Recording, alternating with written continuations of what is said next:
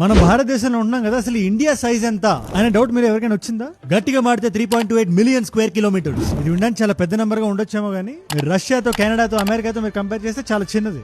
Size ప్రకారం 5 భారతదేశాన్ని కలిపితే ఒక రష్యా అవ్వచ్చేమో, లేదా 3 కలిపితే ఒక యునైటెడ్ స్టేట్స్ అవ్వచ్చేమో. కానీ స్పిరిట్ ఆఫ్ ద నేషన్ అంటారు కదా, పాపులేషన్ కాదు స్పిరిట్. పాపులేషన్ వైజ్ చూస్తే ఒక స్క్వేర్ కిలోమీటర్ కి మనకి సుమారు 440 మంది భారతీయులు ఉంటారు.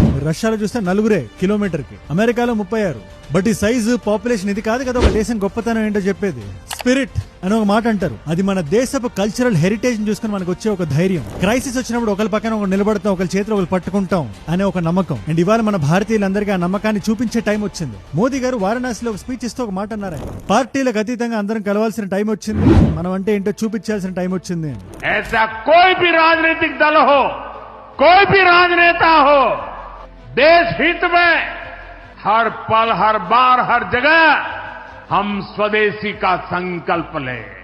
ట్రంప్ గారి పేరు వాడలేదు కానీ ఆయన్నే ఉద్దేశించారు ఇక్కడ. ఈ రీసెంట్ టారిఫ్ డ్రామా ఇదంతా నడుస్తుంది కదా, భారతదేశం మీద 25% టారిఫ్ వేసి దేశాన్ని డెడ్ ఎకానమీ అని పిలిచి, మీరు మీ బార్డర్ దాటొచ్చి మా దేశానికి వచ్చి అమ్మే అధికారం మీకు లేదని చెప్పి ఆయన అంటున్నాడు కదా. ట్యాక్స్ వేస్తా అని ఎటువంటి ఫౌండేషన్, ఎటువంటి లాజిక్ లేకుండా దేశాన్ని ముంచేద్దామని చూస్తున్నాడు కదా. ఇలాంటి టైంలో అరిచేతిని పైకి చూపించి ట్రంప్ లాంటి వ్యక్తిని అర్థించకూడదు. మన కోసం మనం నిలబడాలి, మన సామాన్లు మనం కొనాలి. ఓన్లీ బై స్వదేశీ గుడ్స్. ముఖ్యంగా ఇలాంటి టైంలో పండుగలు వస్తున్నాయి, పెళ్లిళ్ళు వస్తున్నాయి, హాలిడేస్ వస్తున్నాయి, అందరం ఫ్యామిలీ అంతా బయటకు వెళ్ళి కొంటాం కదా సామాన్లు. ఆ సామాన్లు కొనేటప్పుడు ఒక ఎక్సైజ్ చేయండి చాలు. ఇది ఎంత డిస్కౌంట్ లో ఉందో చూడడంతో పాటు ఇది ఎక్కడ తయారైందో కూడా చూడండి. దీని వెనకాల ఒక భారతీయుడు కష్టపడ్డా లేదా?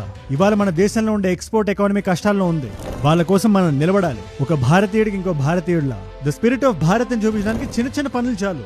గణేష్ పండుగ వస్తుంది, వినాయక చతుర్థి. మీలో ఎంతమందికి తెలిసి ఒక segment of the idols China నుంచి వస్తున్నాయండి. జాగ్రత్తగా చూసుకొని కొనాలి, అంతే చాలు ఇవాళ. ఎందుకంటే ఎలాంటి సిచ్యువేషన్ అయినా ఒక సిద్ధాంతాన్ని మనం నమ్ముకోవాలి.